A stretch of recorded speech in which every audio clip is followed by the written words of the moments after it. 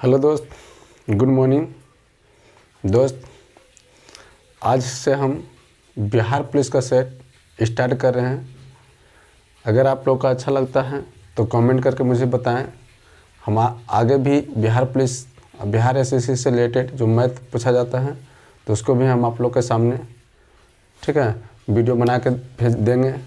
आप ज़रूर देखें, ठीक है। तो दोस्त चलिए क्वेश्चन की तरफ चलते हैं, ठीक है। बिहार पुलिस सेट नंबर 1 की बात हम कर लेते हैं। पहला प्रश्न है कि पाटलिपुत्र को किस शासक ने सर्वप्रथम अपनी राजधानी बनाया था, ठीक है। पाटलिपुत्र को सर्वप्रथम जो है किस शासक ने अपनी राजधानी बनाया था। तो हम बात कर लेते हैं पाटलिपुत्र की।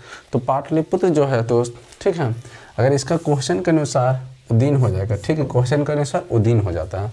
तो अगर बात कर लें कि जो अभी उसका वर्तमान नाम पाटलिपुत्र का पटना के नाम से जानते हैं, पटना के नाम से, ठीक है, पटना के नाम से जानते हैं, ठीक है। अगर कहा जाए कि पाटलिपुत्र जो है पटना का भी वर्तमान नाम पटना है, ठीक है। यह पटना के जो पुराना नाम है पाटलिपुत्र है। अगर बात किया जाए पाटलिपुत्र जो है गंगा नदी के किनारे बसा हुआ है, ठीक है। पटना जो है पटना या पाटलिपुत्र गंगा नदी के किनारे बसा हुआ है, ठीक है। यहाँ तक क्लियर हो गया 2 क्वेश्चन। आगे बात कर लेते हैं अशोक, ठीक है। अब एक बात यह और, अगर इसी से रिलेटेड अगर क्वेश्चन पूछ दे दोस्त, नोट करते जाना अपना कॉपी में कि उदयन जो है हर्षक वंश का शासक थे, ठीक है। उदयन जो है हर्षक वंश के शासक थे, ठीक है। उदयन जो है हर्षक वंश के शासक थे। हर्षक वंश के प्रथम जो शासक होते थे, ठीक है। हम देखिए अब यहाँ से बात कर ली जाए, हर्षक वंश की जो है प्रथम शासक बिम्बिसार थे, ठीक है। हर्षक वंश की जो है प्रथम शासक बिम्बिसार थे, हर्षक वंश की प्रथम शासक बिम्बिसार थे, ठीक है। अब आगे बात कर लेते हैं अशोक, ठीक है। ऑप्शन दूसरा क्या दिया है वह अशोक, है ना। अशोक की अगर बात कर लेते हैं, ठीक है, तो अशोक जो है बौद्ध धर्म को मानते थे। अशोक जो है वो कौन धर्म के मानते थे? बौद्ध धर्म के मानते थे। अशोक ने बौद्ध धर्म को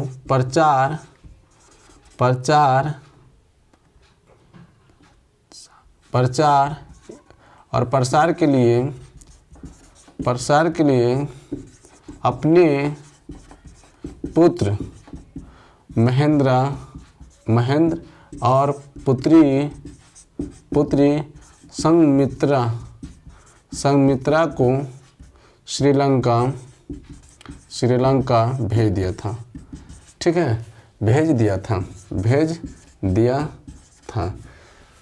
तो अगर क्वेश्चन पूछे दोस्त, ठीक है, कि अशोक ने किस धर्म को मानता था, तो आप जवाब दीजिएगा अशोक ने बौद्ध धर्म को मानता था। अगर पूछे अशोक ने अपने ही पुत्र को, ठीक है, महेंद्र और संघमित्रा को बौद्ध धर्म को प्रचार प्रसार हेतु के लिए अपनी कहाँ भेज दिया था? श्रीलंका भेज दिया था, ठीक है। अब अशोक ने, अभी इसी के बारे में बात कर लें, ठीक है, हम इसको मिटा देते हैं। अब समझिएगा गौर से, ठीक है। अशोक ने 261 ईसा पूर्व में, है ना, एक भयानक युद्ध किए थे। उस युद्ध का नाम कलिंग का युद्ध था, ठीक है। अगर तुमसे पूछें कि कलिंग का युद्ध, ठीक है, अशोक कब लड़े थे? 261 ईसा पूर्व में, है ना, 261 ईसा पूर्व में लड़े थे, ठीक है। यहाँ तक क्लियर हो गया होगा, ठीक है। आगे चलते हैं। कहते हैं मुख्यमंत्री किसके लिए जिम्मेदार नहीं था? तो मुख्यमंत्री जो है राज्य के प्रशासन के लिए जिम्मेदार नहीं थे, ठीक है, राज्य के प्रशासन के लिए जिम्मेदार नहीं थे। अगला क्वेश्चन है चोरी चौरा कांड का वास्तविक तिथि क्या है? ठीक है, देखिए चोरी चौरा जो हत्याकांड जो हुआ था, उन्होंने एक देखिए उत्तरपुर की एक जगह का नाम है गोरखपुर, है ना, उत्तरपुर की एक जगह का नाम है गोरखपुर। उन्होंने जब आंदोलन चला जा रहा था तो वहाँ के जो कुछ आंदोलन जो कर रहे थे तो उन्होंने एक थाने को क्या किए, वो पुलिसकर्मी जितना थे उसे बंद करके और वहाँ आग लगा दिए थे, जिसके कारण कहा जाता है ठीक है कि 20-22 पुलिस जिंदे मर गए थे। इसी कांड को हम चौरी चौरा हत्याकांड कहा जाता है। उस तिथि जो था 5 फरवरी 1922 था।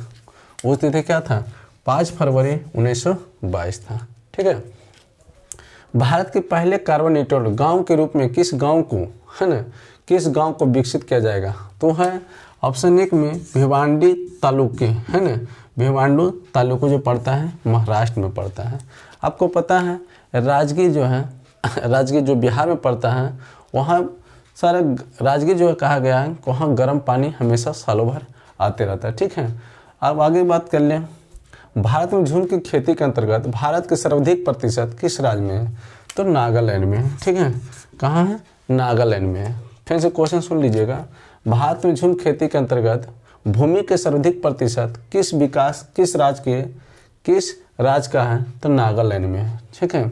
अब देखिए कहा गया कि पहले एक बात अगर बताया गया है, सुनिएगा गौर से मेरे बात, ठीक है।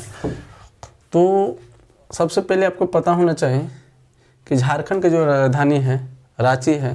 ठीक है। और नागालैंड की जो राजधानी है कोहिमा है। हरियाणा की राजधानी चंडीगढ़ है। ठीक है। आगे चलते हैं।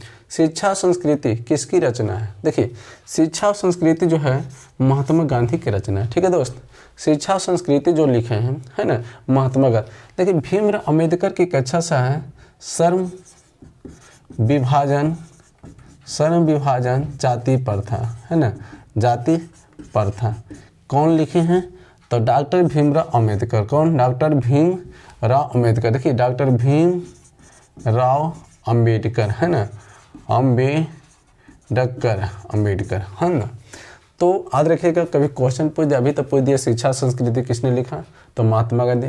कई क्वेश्चन अगर पूछ देगा कि श्रम विभाजन जाति प्रथा किसने लिखा? तो डॉक्टर भीमराव अम्बेडकर। ठीक है। देखिए विनोद कुमार शुक्ल, अगर इसको बात करते हैं तो मछली जो है कहानी है, मछली क्या है? तो मछली जो लिखे हैं विनोद कुमार शुक्ल लिखे हैं, विनोद कुमार शुक्ल। ठीक है, शुक्ल। तो मछली जो है, देखिए मछली एक चैप्टर के नाम है। ठीक है, याद रखिएगा, मछली एक कहानी है, चैप्टर है। क्लास अगर आप 10 में पढ़े होंगे तो वहाँ पढ़िएगा। मछली जो है, इसका लेखक जो है विनोद कुमार शुक्ल है। ठीक है। आगे बढ़ते हैं। 20 के दांत, है ना, 20 के दांत किसकी रचना है? 20 के अगर दांत बोलते हैं तो नलिन विलोचन शर्मा के हैं, है ना।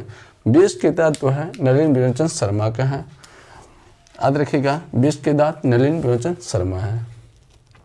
जब हम रबड़ के गद्दे वाली सीट पर बैठते हैं, जब हम गद्दे पर लेटते हैं तो उसका आकार परिवर्तन हो जाता है। तो ऐसी पदार्थ में कौन सी ऊर्जा पाई जाती है? ध्यान देना दोस्त। ठीक है। हम यहाँ क्वेश्चन तो लिख देते हैं। क्वेश्चन इसका होगा स्थितिज ऊर्जा। आपका आंसर फिर से क्वेश्चन हम पढ़ देते हैं। ठीक है। जब हम रबड़, कहने का मतलब है कि दोस्त जब हम रबड़ वाले गद्दे पर बैठते हैं या लेटते हैं तो उसका साइज जो आकार होता है वो परिवर्तन हो जाता है। ठीक है, उसका आकार में परिवर्तन। तो ऐसी स्थिति में कौन सी ऊर्जा उसमें रहता है? तो आप रखिएगा आंसर होगा स्थितिज ऊर्जा, है ना।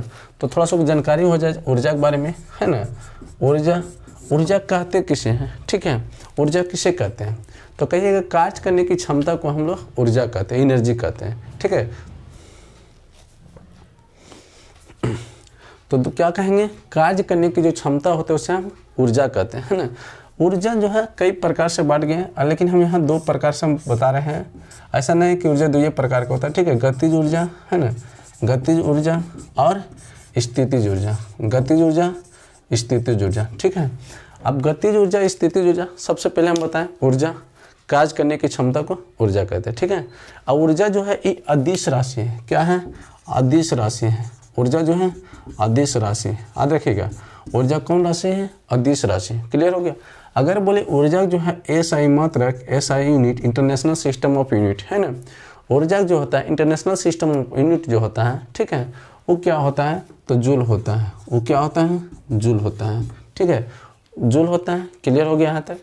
अब बताएं ऊर्जा, ऐसे दो प्रकार, बहुत सारे प्रकार की ऊर्जा होता है, ठीक है, प्रकाशीय ऊर्जा, स्थितिज ऊर्जा, नाभिकीय ऊर्जा, इससे बहुत प्रकार। लेकिन हम सिर्फ प्रकार नहीं पढ़ रहे, बस यहाँ 2 पॉइंट को हम जानते हैं, प्रकार नहीं।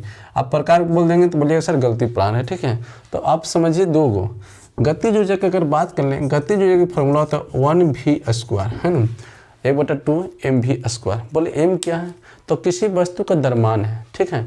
m क्या है, किसी वस्तु का द्रव्यमान है, और v मतलब वेग है, v मतलब वेग है। क्लियर हो गया ना। अब आगे बातें करते हैं। स्थिति जो सूत्र होता है mgh, ठीक है, mgh। अगर यहाँ m बराबर होता है वस्तु का द्रव्यमान, वस्तु का द्रव्यमान, है ना, और g मतलब होता है गुरुत्वीय त्वरण, g मतलब होता है गुरुत्वीय त्वरण, है ना, गुरुत्वीय त्वरण। h मतलब होता है ऊंचाई, h मतलब क्या होता है ऊंचाई, ठीक है। अब हम बात कर लिया जाए, यहाँ से समझिए एक पॉइंट को हम, ठीक है। आगे गुरुत्वीय त्वरण, तो एक पॉइंट यार नोट कर लिया जाए, जो गुरुत्वीय त्वरण g के मान होता है 9.8 न्यूटन होता है या 10 न्यूटन होता है ना। जो g का मान होता है 9.8 न्यूटन या 10 मीटर, ठीक है। यहाँ तो क्लियर हो गया होगा, ठीक है। अगला प्रश्न के हम चलते हैं। अगला प्रश्न क्या करा है, दोनों क्लियर हो गया होगा, है ना। इससे अगर इतना क्वेश्चन पूछ दिया तो बता दीजिएगा। अगर कोई पूछे गतिज ऊर्जा या स्थितिज ऊर्जा के सैमात्रक भी होता है, जूल ही होता है, ठीक है। अब ध्यान से देखिए, कहता है ठोस में ठोस में चल सकने वाली तरंग कौन सी होता है। हाँ, अब इसको हम थोड़ा सा मिटा देते हैं, आप लोग इसको नोट कर लीजिएगा, ठीक है। तो हम मिटा दें।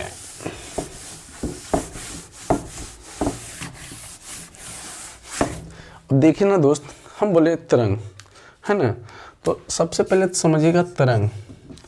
तरंग जो है 2 प्रकार के, है ना। एक होता है अनुप्रस्थ तरंग, अनुप्रस्थ तरंग, और दूसरा होता है अनुदैर्घ्य, है ना, अनुदैर्घ्य तरंग, ठीक है। अनुप्रस्थ तरंग एगो अनुदैर्घ्य तरंग। अब देखिएगा अनुप्रस्थ तरंग जो होता है, वो अनुप्रस्थ तरंग देखिए ठोस और द्रव के ऊपरी सतह पर गमन करता है, ऊपरी सतह पर चलता है ना, चलता है। याद रखना, ठोस जो है मतलब अनुप्रस्थ तरंग जो है ठोस और द्रव के ऊपरी सतह पर ही गमन करता है, लेकिन अनुदैर्घ्य तरंग जो होता है वो ठोस, द्रव तथा गैस तीनों में गमन करता है ना, तीनों में गमन करता है। क्लियर हो गया ना। तो ध्यान में रखिए, इसका आंसर क्या हो जाएगा, तो ठोस में चलने वाले सभी तरंग का अनुप्रस्थ क्या हो जाएगा, दोनों। देखिए कैसे दोनों, यहाँ ठोस, इसमें भी ठोस। क्लियर हो गया होगा। अगला क्वेश्चन है, किस लेंस की आवर्धन सदैव 1 से कम होते हैं। तो थोड़ा सा किसको हम मिटा देते हैं, ठीक है। अब थोड़ा सा पढ़िए। अगर बात कर ले किस लेंस में, तो सबसे पहले अगर बात कर लेते हैं हम गोलीय, है ना, गोलीय किस लेंस की बात कर रहे हैं ना, हाँ किस लेंस के, गोलीय लेंस। तो गोलीय लेंस कहता है किसी खोखले का वह भाग, एक गोले होते हैं, किसी खोखले गोले का वह भाग, एक भाग जो पारदर्शिक होते हैं, एक भाग क्या होते हैं, पारदर्शिक होते हैं। तो ध्यान में रहे, गोलीय जो है 2 प्रकार के होते हैं, है ना। एक होता है उत्तल लेंस, है ना, उत्तल लेंस, और दूसरा होता है अवतल लेंस, है ना। तो ये जो होता है, ये भाग, ये होता है अवतल, है ना, अवतल, सॉरी इधर अपन हो गया। ऐसे वाला जो भाग होता है इसको बोलते हैं हम लोग उत्तल लेंस, है ना, उत्तल लेंस। और इस वाला जो भाग होते हैं, इसका आकार जो है इस आकार के होते हैं, इसको हम बोलते हैं अवतल लेंस, है ना, अवतल लेंस। ठीक है, यहाँ तक तो क्लियर हो गया होगा, है ना। आगे जब देखिए क्या है, तो हम बोले गोलीय लेंस 2 प्रकार के, उत्तल लेंस और अवतल लेंस, है ना। इमेज के बाद बता दें, आपका इमेज सामने है, लेकिन डिफिनेशन अगर पूछ दिया जाए तो क्या, देखिए अगर आप मेरे हाथ गौर से देखिए इस तरह, तो मतलब कि वैसा लेंस जिसका किनारे के भाग धंसा हुआ हो और बीच का भाग जो है उभरा हुआ हो या उठा हुआ हो, उस लेंस को हम उत्तल लेंस कहते हैं। क्लियर होगा मेरे दोस्त? फिर से समझना, अगर हाथ को गौर से देखिएगा इस तरह से, ठीक है, तो किनारे पे देखिएगा धंसा हुआ होगा और बीच में उठा हुआ होगा, है ना। तो ऐसे ही लेंस, वैसा लेंस जिसका किनारे के भाग पर धंसा हुआ हो या पतला हो तथा बीच के भाग मोटा या उठा हुआ हो, उसे हम उत्तल लेंस कहते हैं। अवतल लेंस की अगर बात किया जाए, जैसे इसका उल्टा हो जाएगा, वैसा लेंस जिसका किनारे के भाग उभरा हुआ हो और बीच के भाग धंसा हुआ हो, उसे हम अवतल लेंस कहते हैं। क्लियर यहाँ तक हो गया होगा? अब समझिए मेरी एक बात गौर से, उत्तल लेंस की अगर बात कर लें, उत्तल लेंस का जो आवर्धन होता है ना, उत्तल लेंस का जो आवर्धन होता है, आवर्धन जो होता है, आवर्धन होता है +1, है ना। आवर्धन मतलब +1 होता है और +1 होता है मतलब 1 से अधिक होता है ना। क्या होता है? 1 से अधिक होता है, +1 1 से अधिक होता है। अभी इसका जो आवर्धन होता है, ठीक है, आवर्धन इसका होता है -1 मतलब 1 से कम होता है। ठीक, याद रखिएगा, 1 से कम होता है किसमें? तो अवतल में। अभी तक क्लियर हो गया होगा? आपको पता होना चाहिए कि आवर्धन का जो सूत्र होता है, आवर्धन का जो सूत्र होता है, ठीक है, h1/h0, है ना। आवर्धन का जो सूत्र होता है h1/, मतलब कह सकते हैं प्रतिबिंब की ऊंचाई बटा वस्तु की ऊंचाई। ठीक है, अब थोड़ा सा क्या समझिएगा, लेंस की अगर बात कर लिया जाए कि लेंस का जो फार्मूला होता है, फार्मूला ऑफ लेंस, ठीक है, तो 1/f बराबर होता है 1/v - 1/u, है ना। लेंस का जो फार्मूला होता है, लेंस का फार्मूला होता है 1/f बराबर 1/v - 1/u। ठीक है, तो थोड़ा सा क्या देखिएगा, अगर क्वेश्चन पूछते दर्पण का सूत्र, दर्पण का जो सूत्र होता है तो 1/f बराबर 1/u + 1/v। ठीक है, ये दर्पण का सूत्र हो गया, क्या सूत्र हो गया? लेंस का। अब ध्यान से देखिएगा, अब देखिए उत्तल जो है इसका, उत्तल लेंस की जो फोकस दूरी होता है ना, वो उत्तल लेंस की जो फोकस दूरी होता है, इसका जो है फोकस दूरी जो है, फोकस दूरी धनात्मक होता है। फोकस दूरी जो है धनात्मक होता है, मतलब पॉजिटिव होता है। ठीक है, उत्तल लेंस की फोकस दूरी पॉजिटिव होता है और अवतल लेंस की जो फोकस दूरी होता है, ठीक है, फोकस दूरी जो होता है, फोकस दूरी ऋणात्मक होता है। ठीक है, ऋणात्मक मतलब निगेटिव होता है। ठीक है, यहाँ तक क्लियर हो गया होगा दोस्त? ठीक है, अब एक बात यार तुमसे पूछ दिया जाए कि बताओ समतल लेंस का, है ना, समतल लेंस का आवर्धन जो होता है, आवर्धन जो होता है +-1 होता है। ठीक है, क्लियर हो गया यहाँ तक?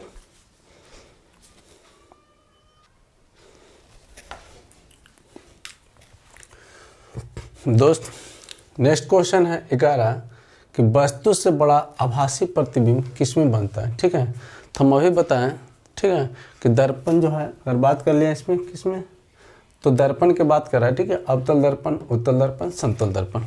तो इसका जो करेक्ट आंसर आपको, सही जो आंसर हो जाएगा, ठीक है, सही आंसर आपको हो जाएगा अवतल दर्पण, है ना। अभी बताएं, दर्पण भी 3 प्रकार के होता है, समतल दर्पण, उत्तल दर्पण, अवतल दर्पण। ठीक है, समतल दर्पण, उत्तल दर्पण, अवतल दर्पण। ठीक है, तो अवतल दर्पण में जो है किसी वस्तु को जो है प्रतिबिंब बनाता है, बड़ा बनाता है, आभासी बनाता है। ठीक है, तो आगे बात हम कर लेते हैं कि चुंबकीय फ्लक्स के एसआई मात्रक, है ना, चुंबकीय फ्लक्स का जो एसआई मात्रक होता है वेबर होता है। ठीक है, चुंबकीय फ्लक्स का जो एसआई मात्रक होता है वेबर होता है। अब ध्यान से देखिए, चुंबकीय क्षेत्र, है ना, क्वेश्चन क्या है कि अगर तुमसे पूछ दिया जाए कभी कभी, ठीक है, कि चुंबकीय क्षेत्र का जो एसआई मात्रक है टेस्ला होता है, टेस्ला, है ना। चुंबकीय क्षेत्र का जो एसआई मात्रक होता है टेस्ला होता है, चुंबकीय फ्लक्स का जो एसआई मात्रक होता है वेबर होता है। ठीक है, अब देखिएगा कूलम की अगर बात की, कूलम से अगर पूछ दिया जाए आपके, तो आवेश, है ना, आवेश का जो है, आवेश का जो एसआई मात्रक होता है, आवेश का जो एसआई मात्रक होता है कूलम होता है, सी। ठीक है, आवेश का एसआई मात्रक कूलम होता है। फिर से क्वेश्चन सुनिएगा, चुंबकीय क्षेत्र के एसआई मात्रक टेस्ला होता है ना, चुंबकीय फ्लक्स के एसआई मात्रक वेबर होता है, आवेश का एसआई मात्रक कूलम होता है ना। तो आगे हम बता दें, ठीक है, इसको हम मिटाते हैं। ध्यान से लिखते भी जाइएगा आप लोग थोड़ा, ठीक है। आगे क्वेश्चन है कि कपास की पैदावार में अच्छी फसल, मतलब कहने का मतलब है क्वेश्चन है कि कपास जो है कपास किस मिट्टी में उगता है, तो काली मिट्टी में, है ना। कपास जो है किस मिट्टी में उगता है, तो काली मिट्टी में। स्टार दे के नोट करिएगा, है ना, कि काली मिट्टी जो है, काली मिट्टी का दूसरा नाम रेंगुर मिट्टी, है ना। काली मिट्टी का जो दूसरा नाम है रेंगुर मिट्टी है। काली मिट्टी जो है सबसे अच्छी फसल की अगर बात करें तो कपास के लिए माना जाता है। काली मिट्टी जो है सबसे अच्छी फसल के लिए बात किया जाए तो काली मिट्टी जो है कपास के लिए माना जाता है।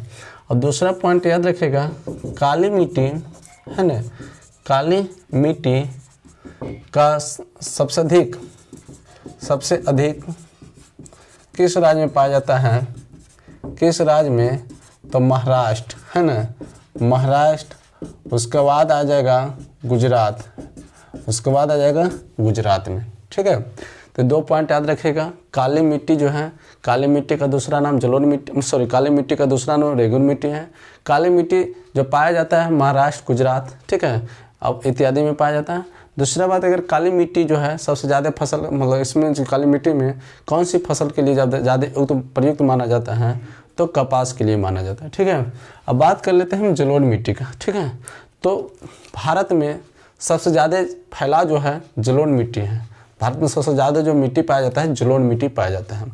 आपको बात कर ले जलोढ़ मिट्टी का जो निर्माण कैसे होता है, तो जो नदियों द्वारा, है ना, नदियों द्वारा लाए गए नए मिट्टी को खदर मिट्टी कहते हैं। नदियों द्वारा बहाव के जो है, नदी के पानी द्वारा जो बहाव के लाए गए मिट्टी को खदर मिट्टी कहते हैं। अब पुरानी जलोढ़ मिट्टी को बंगर मिट्टी के नाम से जाना जाता है, ठीक है।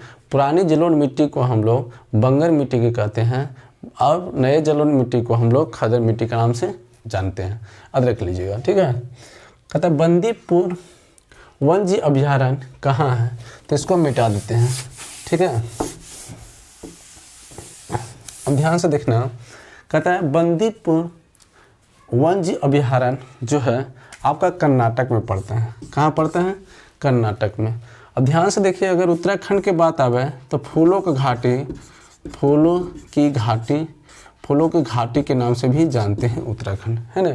फूलों के घाटी के नाम से भी उत्तराखंड जानते हैं। आपको पता है कि उत्तराखंड जो है, अगर यहाँ से हम लिखते हैं उत्तराखंड की अगर बात कर ली जाए, उत्तराखंड में एक नेशनल पार्क है जिम कार्बेट नेशनल पार्क, ठीक है। अब उसके बाद अगर बात कर लें राजस्थान, एक पॉइंट याद रखिएगा, ठीक है।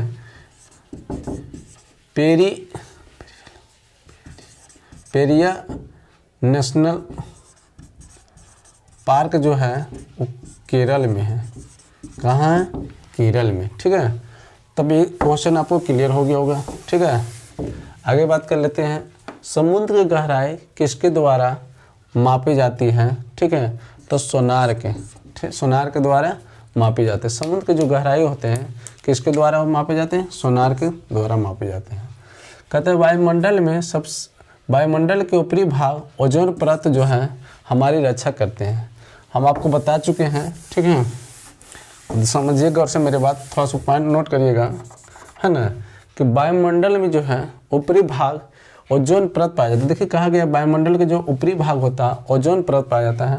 तो आपको जरिए आज रख लीजिएगा थोड़ा सा, ओजोन का जो है अनुसूत्र होता है, ओजोन का जो अनुसूत्र होता है O3 होता है। अब अगला पॉइंट याद रखिएगा, ओजोन जो है, ओजोन ऑक्सीजन का 3 परमाणुओं से मिलकर बना है ना, मिलकर बना है। याद रखिएगा। अगर अगला पॉइंट याद रखिएगा कि ओजोन जो है, ओजोन समतापमंडल में पाया जाता है, ठीक है। ओजोन समतापमंडल में पाया जाता है।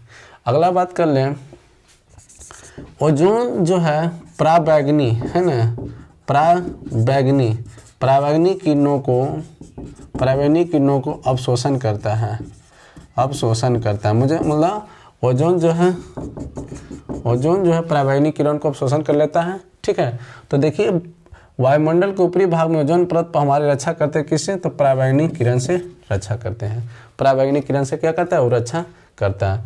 अब बात आ गया लाल रंग, है ना, तो थोड़ा सा किसके बारे में जान लें, है ना, तो इसके बारे में इसको हम मिटा देते हैं, तो आप नोट करते भी जाइएगा। ठीक है, अगला जो है लाल रंग, ऐसे आपको पता होना चाहिए जो श्वेत प्रकाश है ना, श्वेत प्रकाश जो है, श्वेत प्रकाश में आपको पता है कि 7 रंग होते हैं, 7 रंग।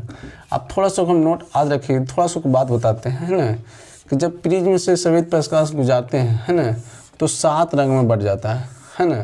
कितने रंग में बढ़ जाता है, 7 रंग में इस तरह से बढ़ जाता है। 1 2 3 4 5 6 7। तो जो सबसे ऊपर वाला रहते हैं वो लाल रंग रहते हैं, और जो सबसे नीचे वाला रहते हैं वो बैगनी रंग रहते हैं। ठीक है, बैगनी रंग। आज देखिएगा, सबसे ऊपर वाला भाग को लाल रंग, सबसे नीचे वाला को हम बैगनी रंग कहते हैं, है ना।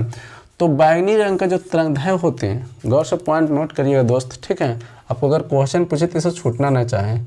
लाल रंग का जो है, लाल रंग का तरंगदैर्घ्य जो है ना, तरंगदैर्घ्य सबसे अधिक होते हैं, सबसे अधिक होते हैं। ठीक है, सबसे अधिक होते हैं, सबसे अधिक होता है ना। तो अगला जो पॉइंट है, बैगनी रंग की अगर बात कर लें, बैगनी रंग का तरंगदैर्घ्य सबसे कम होते हैं। क्या होते हैं, सबसे कम होते हैं, सबसे कम होते हैं। ठीक है, अगर यही बात करेगा विचलन, है ना, लाल रंग का विचलन है ना, सबसे कम होता है। किससे होता है, सबसे कम होता है। ठीक है, और बैगनी रंग का जो विचलन होता है, बैगनी रंग का जो विचलन होता है सबसे अधिक होता है, सबसे अधिक होता है। ठीक है, अगर क्वेश्चन पूछे तो इसे गलत नहीं होना चाहिए। आपको अगर बताया जाए कि जब श्वेत प्रकाश किसी प्रिज्म से होकर गुजरते हैं तो 7 रंगों में बढ़ जाता है, और 7 रंगों को एक सफ़ेद पट्टी पर उतारते हैं तो उसे हम स्पेक्ट्रम कहते हैं। ठीक है, उसे हम क्या कहते हैं, स्पेक्ट्रम कहते हैं। श्वेत प्रकाश में 7 रंग होता है। ठीक है, लाल रंग की तरंगदैर्घ्य सबसे अधिक होता है, और बैगनी रंग की तरंगदैर्घ्य सबसे कम होता है। लाल रंग का विचलन सबसे कम होता है, और बैगनी रंग का विचलन सबसे अधिक होता है। ठीक है, तो क्लियर हो गया होगा यहाँ तक। ठीक है, इसका वायुमंडल के ऊपरी भाग को ओजोन परत हमारी रक्षा करते हैं पराबैंगनी किरण से। ठीक है, तो थोड़ा सा एक क्वेश्चन की अगर बात कर लिया जाए हम कि पराबैंगनी किरण से, ठीक है, नोट करते जाना दोस्त। ठीक है, पराबैंगनी किरण से, ठीक है, अगर वायुमंडल से जो सोर्स से आने वाला जो पराबैंगनी किरण रहता है, ठीक है, अगर ओजोन परत नहीं रहता तो डायरेक्ट अगर पृथ्वी पर आ जाता है तो जो है त्वचा कैंसर, है ना, त्वचा कैंसर या चर्म रोग इत्यादि होता है ना, चर्म रोग इत्यादि। तुमसे पूछेगा कभी कोई क्वेश्चन, है ना, कि चर्म रोग या त्वचा कैंसर रोग किससे होता है, तो जवाब दे दीजिएगा पराबैंगनी किरण से। ठीक है, आगे बात कर लेते हैं हम, सूक्ष्म सेल का एनोड किससे बना होता है। ठीक है, इसको हम मिटा देते हैं। ठीक है,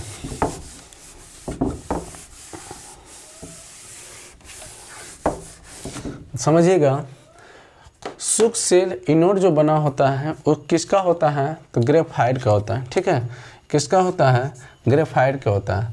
तो थोड़ा सा इसका अगर बात कर लेते हैं तो जिंक के तो आपको पता है Zn होता है, शीशा के तो Pb होता है ना, Pb होता है, इसका सिंबल होता है। ग्रेफाइट की चर्चा कर ले तो आपको बताए थे कि जो है कार्बन का अपरूप है ना, कार्बन का अपरूप ग्रेफाइट है ना, कार्बन का जो अपरूप होता है वो ग्रेफाइट होता है। ठीक है, कार्बन का अपरूप ग्रेफाइट। अगर हो सके कार्बन ग्रेफाइट ना दे के कार्बन दे दे तो आपको आंसर मानना पड़ेगा कार्बन, क्योंकि कार्बन के ही अपरूप है। तो थोड़ा सा याद रखिएगा, हीरा भी कार्बन का अपरूप है, हीरा भी कार्बन का अपरूप है। याद रखिएगा दोस्त, हीरा भी कार्बन का अपरूप है। तो जो हीरा होता है, हीरा सबसे कठोर पदार्थ है ना, हीरा सबसे कठोर पदार्थ है। ठीक है, तो कांच का मतलब अगर पेंसिल की बात कर लिए हम, पेंसिल में किसका प्रयोग करते हैं, कार्बन का किस रूप में, तो ग्रेफाइट के रूप में, ग्रेफाइट का प्रयोग करते हैं, है ना। देखिए कभी कोई क्वेश्चन पूछ देता है कि पेंसिल में कार्बन को किस अपरूप का प्रयोग करते हैं, तो ग्रेफाइट का करते हैं। ठीक है, किसका करते हैं? ग्रेफाइट का करते हैं। अगर क्वेश्चन पूछें कि कांच को काटने में कार्बन का किस रूप का प्रयोग करते हैं, तो जवाब आना चाहिए हीरा। ठीक है दोस्त, थोड़ा सा हीरा के बारे तो हीरा का जो है अपवर्तनांक ठीक है 2.42 होता है ना। हीरा जो चमकता है वो पूर्ण आंतरिक परावर्तन के कारण चमकता है। ठीक है, हीरा जो चमकता है वो पूर्ण आंतरिक परावर्तन के कारण हीरा चमकता है। हीरा का जो अपवर्तनांक होता है ठीक है 2.42 है। ठीक है, क्लियर हो गया होगा इसका। अब इसका डायरेक्ट आंसर शुष्क सेल जो है इनोड का बना किसका बना होता है? ग्रेफाइट का। शीशा का संकेत पीवी होता है, जिंक का जेडिन होता है। क्लियर हो गया होगा। आगे बात करते हैं, हाइड्रोजन बम का आविष्कार किसने किया था, है ना। हाइड्रोजन बम का जो है आविष्कार किया था एडवर्ड टेलर ने। ठीक है, एडवर्ड टेलर ने। अब थोड़ा सा इसका चर्चा कर लेते हैं। ठीक है, अब मिटा दे रहे हैं हम।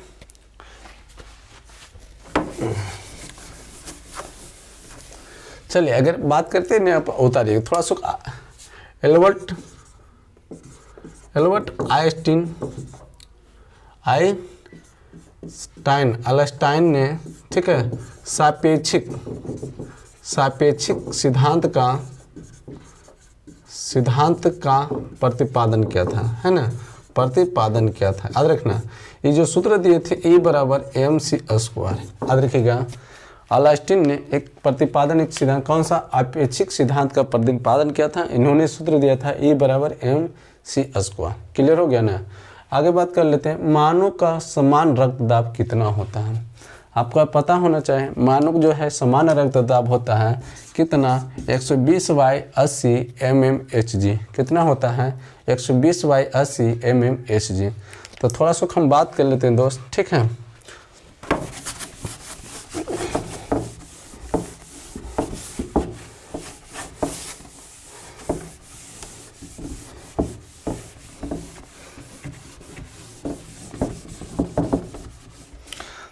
देखिए आपका आंसर तो इसका हो गया। मनुष्य का समान रक्तदाब जो होता है 180/mmHg होता है। तो समझिए, अगर रक्त की हम बात कर लें, थोड़ा सा यहाँ से देखा बताते हैं। रक्त की अगर बात करते हैं तो रक्त जो है, रक्त एक तरल संयोजी ऊतक है। तरल संयोजी ऊतक है ना। तरल संयोजी ऊतक है। क्लियर हो गया, है ना। रक्त जो है एक तरल संयोजी ऊतक है। अगर बात कर लिया जाए, रक्त जो है दो प्रकार के होता है। रक्त जो है दो प्रकार का होता है, एक प्लाज्मा, एक रुधिकाणु में बात कर ले दो प्रकार का, है ना। लाल रक्त कण है ना, लाल रक्त कण और श्वेत रक्त कण है ना। ऐसा आप कभी कभी पढ़ते होंगे। रक्त 3 प्रकार से बांट दिया गया है, लाल रक्त कण, रुधिर का, श्वेत रक्त कण और प्लेटलेट्स, है ना। तो यहाँ से ध्यान रखिए, लाल रक्त कण जो है ना, लाल रक्त कण जो जीवन काल होता है 120 दिन होता है। लाल रक्त का जो जीवन काल जो होता है ना, इसका होता है 120 डे। और श्वेत रक्त कण 5 से 7 डेज होता है ना। 5 से 7 डेज का होता है इसका रुधिर के कण। लेकिन आपको बता दें दोस्त, ठीक है, श्वेत रक्त कण को हम शरीर का सैनिक भी कहते हैं। श्वेत रक्त कण को हम क्या कहते हैं? शरीर का सैनिक कहते हैं। शरीर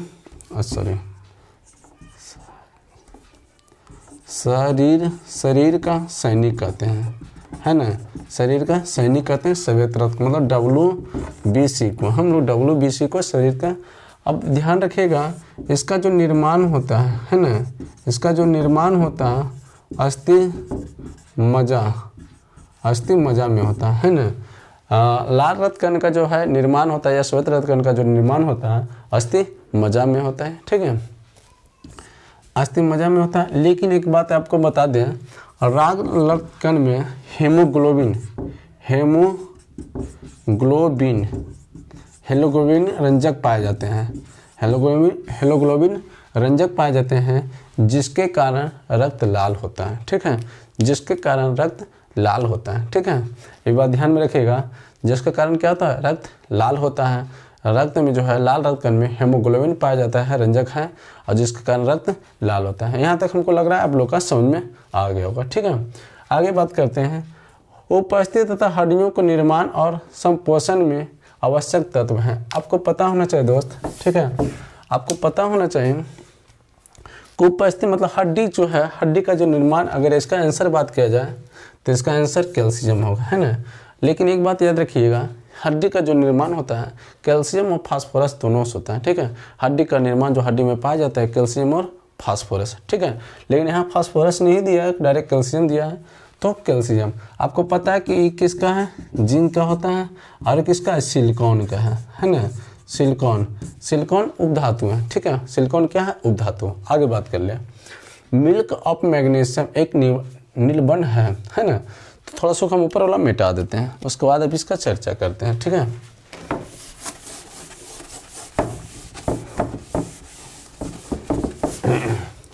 थोड़ा सा समझिएगा, मिल्क ऑफ मैग्नीशियम है ना, मिल्क ऑफ मैग्नीशियम है, तो इसको जो है, इसका रासायनिक नाम अगर बात कर लिया जाए, है ना, रासायनिक नाम, इसका रासायनिक जो नाम है मिल्क ऑफ मैग्नीशियम का है magnesium, magnesium hydro oxide, magnesium hydroxide, जिसे Mg सरफेस OH का होल 2 है ना।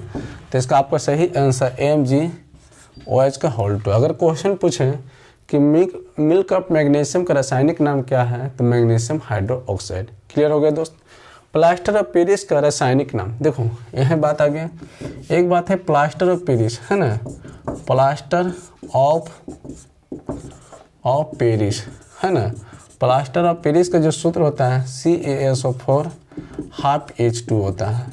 तो देखिए कैल्शियम सल्फेट हेमिडाइड, है ना, कैल्शियम सल्फेट है क्या, तो देखिए कैल्शियम सल्फेट हेमिडाइड, है ना। आपका आंसर क्या सा हो जाएगा, आपका आंसर जो हो जाएगा दोस्त कैल्शियम सल्फेट हेमिडाइड, हेमिहाइटेट। क्लियर हो गया ना। अगर यहाँ से तो क्वेश्चन पूछ दिया जाए, बताओ जिप्सम, है ना, जिप्सम का सूत्र जो होता है, जिप्सम का जो सूत्र होता है, यहाँ 1/2 हटा देंगे CaSO4 और 2 लगा देंगे H2O, ये हो गया जिप्सम का सूत्र, ठीक है। आपको पता है कैल्शियम सल्फेट का CaSO4 हो जाएगा। अब मीथेन का आपको पता है दोस्त, है ना, मीथेन का CH4 होता है। क्लियर हो गया होगा। आगे कहता है स्टेनलेस स्टील किसकी एक मिश्र धातु है, देख, ठीक है। तो आपको थोड़ा सा याद रखना होगा, है ना, स्टेनलेस स्टील जो होता है वो मिश्र धातु होता है लोहा प्लस क्रोमियम प्लस कार्बन का, है ना, प्लस कार्बन का होता है। आपका सही आंसर Fe+Cr+C, ठीक है, Fe+Cr+C। क्लियर हो गया दोस्त, ठीक है।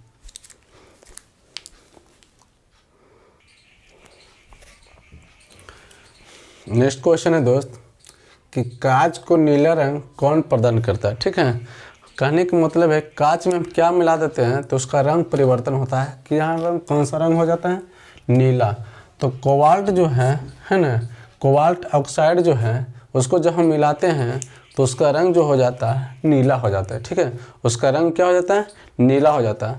अब ध्यान से देखना, कहने का मतलब है कि आयरन ऑक्साइड को कांच में जब मिलाते हैं तो रंग जो परिवर्तन होता है भूरा रंग कर देता है ना। किसका बोले, है ना, समझिएगा कि पहला है कोबाल्ट ऑक्साइड को कांच में मिलाते हैं तो उसका रंग नीला कर देता है। अगर क्वेश्चन पूछें, ठीक है, कि आयरन ऑक्साइड को, है ना, आयरन ऑक्साइड को जो हम कांच में मिला देते हैं तो उसका रंग क्या हो जाता है, तो उसका रंग भूरा हो जाता है, ठीक है, उसका रंग क्या हो जाता है, तो उसका रंग भूरा हो जाता है। क्लियर हो गया। अगला है कि सोडियम क्रोमेट, है ना, सोडियम, देखो यहाँ से लिख देते हैं कि सोडियम क्रोमेट, सोडियम क्रोमेट को अगर हम मिला देते हैं, ठीक है, कांच में सोडियम क्रोमेट को जब हम मिलाते हैं तो उसका रंग जो हो जाता है हरा हो जाता है।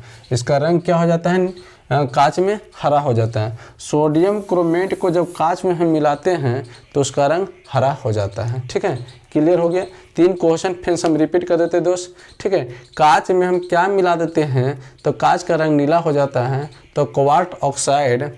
ठीक है, अगला आयरन ऑक्साइड को कांच में मिलाते हैं तो कौन सा रंग परिवर्तन होता है तो भूरा हो जाता है। ठीक है, सोडियम क्रोमेट को जब हम कांच में मिलाते हैं तो वह उसका रंग हरा हो जाता है। ठीक, अगला है रक्त स्कंदन में कौन सा विटामिन क्रियाशील होते हैं, है ना, विटामिन के। ध्यान में रहे विटामिन के। अब ध्यान से सुनिएगा, आप लोग का भी याद होगा। ठीक है, आपको अगर बात करते हैं विटामिन ए के कमी से रतौंधी होता है। ठीक है, विटामिन ए के कमी से रतौंधी, क्लियर हो गया। विटामिन बी की कमी से बेरी होता है। ठीक है, विटामिन बी की कमी से बेरी होता है। विटामिन सी की कमी से स्कैर्बी होता है। अब विटामिन डी की कमी से हड्डियों का कमजोर हो जाता है ना, या रेक्टस कहते हैं, रिक्टस बच्चे में कोई बीमारी होता है। ठीक है, अब विटामिन ई की कमी से होता है जनन क्षमता में कमी हो जाता है, या कह सकते हैं इसको हम कह सकते हैं नपुंसक, है ना, नपुंसक। क्लियर हो गया ना, जनन क्षमता में कमी। अब विटामिन के जो है वो रक्त को आपको क्या करता है, थक्का बनाने में मदद करता है। रक्त स्कंदन मतलब थक्का बनाना। ठीक है, अब विटामिन डी जो है सूर्य के प्रकाश से हमें प्राप्त होता है। अब विटामिन ए का अगर पूछे तुमसे, विटामिन ए का जो अच्छा स्रोत माना जा गया है गाजर के माना गया। ठीक है, विटामिन ए का जो अच्छा स्रोत माना गया है गाजर के माना गया है। और अगर बात कर लिया जाए, है ना, विटामिन ए का अच्छा स्रोत गाजर को माना गया। क्लियर हो गया, आगे हम बढ़ते हैं। ठीक है, कहते हैं किसके उपस्थिति के कारण गाय का दूध का रंग जो है पीला होता है ना। तो गाय का जो दूध के होते हैं, इसको हम मिटा दें, आपको लिखेंगे तो आपको पता चल जाएगा। ठीक है, ध्यान से देखना, गाय के जो दूध होते हैं वो कलर में वाइट होता है ना। पीला होने के मतलब है कि आपको केरोटिन, है ना, केरोटिन अगर उसमें पाया जाता है तो उसका रंग जो होता है ना, इसका रंग जो हो जाता है पीलापन हो जाता है। आपको पता होना चाहिए कि गाय का दूध को हम मतलब संतुलित आहार के रूप में नहीं माना जाता है। ठीक है, दूसरी बात याद रखिएगा, गाय का दूध जो है, दूध से जो दही बनता है, जो चेंज होता है उसे हम रासायनिक परिवर्तन कहते हैं ना। दूध से दही बनना कौन परिवर्तन, तो रासायनिक परिवर्तन होता है। दूध से दही बनना कौन परिवर्तन, तो रासायनिक परिवर्तन होता है। क्लियर हो गया ना। अगला अगर बात करें, दूध से जब दही जो बनता है, दही में लैक्टिक अम्ल पाया जाता है, दही में लैक्टिक अम्ल पाया जाता है। क्लियर हो गया ना। अब आगे बात कर लेते हैं। ठीक है, एंजाइम मुख्य रूप से क्या है, देखिए एंजाइम जो है मुख्य रूप से आपको प्रोटीन है। एंजाइम जो है मुख्य रूप से आपको प्रोटीन है। क्लियर हो। अगला बात कर लेते हैं, कान में कितनी हड्डी होती है। ठीक है दोस्त, कान में आपका जो हड्डी होते हैं, ठीक है, 6 होते हैं। कान में जो हड्डी होते हैं 6 होते हैं। अब इसका बात कर लिया जाए, एक व्यापक मतलब कि अगर बात कर ले हम लोग, जब हम छोटा बच्चा में अगर बात करें, बच्चा में हड्डियों की संख्या 300 से अधिक होता है ना। बच्चा में हड्डियों के जो संख्या होते हैं 300 से अधिक होते हैं। अब व्यापक मनुष्य में जो हड्डियों की संख्या जो होते हैं वो 2 से कितना होता है, 6 होते हैं, है ना, 2 से 6 होते हैं। आगे बात कर लिए हम, कान में जो हड्डी की संख्या होता है 6 होते हैं। आगे बात करिए, पौधे में जल उत्तक किस पदार्थ के संवहन उत्तक है ना। हम आपको थोड़ा सा समझा देते हैं, है ना, ताकि आपको इसके बारे में कभी भी क्वेश्चन अगर पूछें तो गलत ना करिएगा। आपको अगर मान लीजिए ये देखिए, ठीक है, ये सिंपल सी बात है, इस तरह से पौधा है ना। अब इस तरह से अगर टहनी यहाँ से पौधे की अगर बात कर लेते हैं, ठीक है, यहाँ से पौधे की अगर हम बात टहनी कर लेते हैं, पत्ते हैं, तो ये पत्ते जो होते हैं इस तरह से होते हैं, है ना। इस तरह जो पत्ते हैं, तो पत्ते के देखिएगा जो ऊपरी भाग में जो छिद्र होते हैं छोटे छोटे, उससे हम रंध्र कहते हैं, उसको हम रंध्र कहते हैं, या अष्टोमचा रंध्र कहते हैं, अष्टोमटा के नाम से जानते हैं। ठीक है, अष्टोमटा के नाम से जानते हैं, इसे हम रंध्र कहते हैं। अब ध्यान से देखना, जो पत्ते में हरे होता है, हरा, वो होता है क्लोरोफिल, है ना। क्लोरोफिल के कारण पत्ते का रंग हरा होता है। ठीक है, अब ध्यान से देखिएगा, पौधे के जो पत्तों को हम रसोई घर के नाम से भी जानते हैं, रसोई घर के नाम से भी जानते हैं। अब देखिए पौधों में जो कार्बन डाइऑक्साइड है ना, कार्बन डाइऑक्साइड का जो है रंध जो है अपने मतलब भोजन के रूप में जो ग्रहण करता है, यही रंध के द्वारा इसको पौधे के पत्तियों में अंदर जाता है और बाहर आते हैं। दूसरा बात कर दिया जाए, ये देखिए जड़ है, इसमें पानी प्लस खनिज लवण है ना, खनिज लवण है। तो इसमें एक उत्तक पाया जाता है जाइलम, जाइलम है ना। तो भोजन हमको जब बनाने के लिए पानी की ज़रूरत पड़ता है, तो ये जाइलम जो उत्तक है वो पत्तियों तक पहुंचाने के काम, पानी एवं जल लवण को पहुंचाने के काम करता है। तो इसका आंसर आपको क्या हो जाएगा, पानी तथा खनिज लवण। ठीक है, अब जब भोजन बन जाते हैं पत्तियों में तो एक उत्तक पाया जाता है फ्लोएम, है ना, फ्लोएम है ना। फ्लोएम जब उत्तक पाया जाता है तो भोजन को, बने हुए भोजन को पौधे के अन्य भागों तक पहुंचाने का काम करता है। ठीक है, और जाइलम और फ्लोएम उत्तक को हम संवहन उत्तक के नाम से भी जानते हैं। ठीक है, आगे क्वेश्चन आते हैं कि सुल्तान ने कुतुब मीनार के 5वीं मंजिल का निर्माण कराया था। देखिए सबसे पहले एक चीज बात है, इसको आप जानिए। ठीक है, जो कुतुब मीनार है ना, किसका काम बात, कुतुब मीनार। कुतुब जो मीनार है इसका जो है सबसे नींव जो डले थे, मतलब जो इसका निर्माण जब करने लगे थे कुतुबुद्दीन है ना, कुतुबुद्दीन ऐबक, कुतुबुद्दीन ऐबक, उन्होंने स्टार्ट के नींव रखे। ठीक है, कुतुबुद्दीन ऐबक। अब समझिए जब 5वां मंजिल का जब निर्माण, 5वां मंजिल का करा है 5वां है ना, 5वां मंजिल का जब निर्माण कराया, 5वां मंजिल का निर्माण कौन, फिर इसके बाद इसका शासन खत्म हो गया। ठीक है, इसका शासन खत्म होने के बाद एक आया फिरोज शाह तुगलक, फिरोज शाह है ना, फिरोज शाह 5वीं मंजिल का निर्माण कराया था। लेकिन कुतुब मीनार के पूरा कराने का है ना, पूरा कराने का श्रेय जो है पूरा कराने का जो श्रेय गया है कि इल्तुतमिश के गया है। ठीक है, इल्तुतमिश के गया है। क्लियर हो गया ना। इसका आंसर आपको क्या हो जाएगा, 5वां मंजिल के निर्माण फिरोज शाह तुगलक। क्वेश्चन पूछेगा कुतुब मीनार के नींव कौन रखा था, कुतुब ऐबक ने। पूरा कौन का, इल्तुतमिश ने। ठीक है, बल्कन प्लान किससे संबंधित है, ये दूसरा हो जाएगा आपका आंसर, क्या हो जाएगा, भारत विभाजन से। क्या हो जाएगा, भारत विभाजन से। आगे बात कर लिया जाए, किस वर्ष मुंबई में पहली भारतीय कपड़ा मिल का स्थापना हुआ था, तो 1854 में। ठीक है, कितना में, 1854 में। किस वर्ष मुंबई में पहली भारतीय कपड़ा मिल का स्थापना हुआ था, तो 1854 में। भारत में 20 के कितने प्रतिशत आबादी निवास करता है, पूरे अगर भारत को 20 की तुलना कर दिया जाए।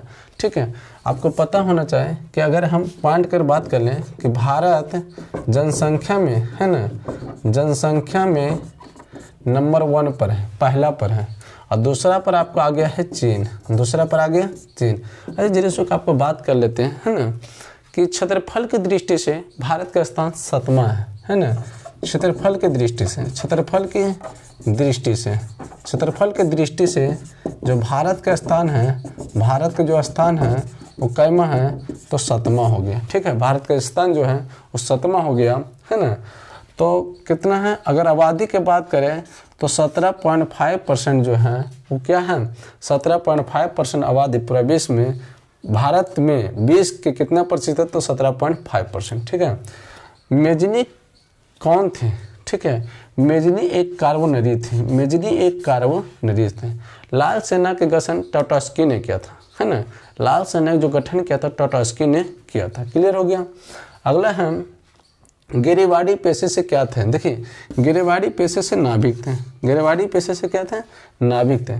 प्रकाश संश्लेषण का दर सबसे अधिक किस में होता है, तो लाल में होता है, लाल रंग में होता है। ये रंग की बात हो गया। ठीक है, किस में होता है, लाल रंग में होता है। क्लियर हो गया दोस्त।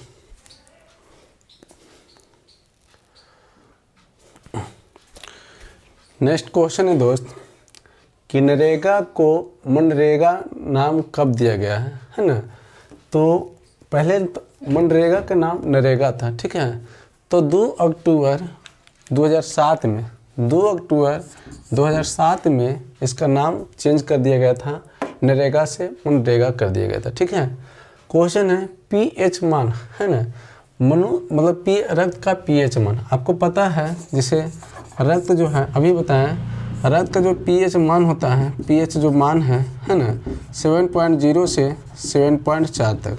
तो देखिए ऑप्शन यहाँ देखिएगा 7.4, 8.4, 7.0।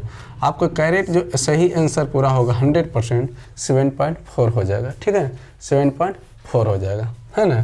कहता है राजमुद्री विद्युत परियोजना कहाँ है, तो ये आ गया एमपी में है। ठीक है, कहाँ आ गया, एमपी में आ गया। ठीक है दोस्त, तो वीडियो आपको अगर अच्छा लगता है कमेंट कीजिएगा, सब्सक्राइब कीजिएगा, ठीक है, और शेयर भी कीजिए। जय हिंद, जय भारत।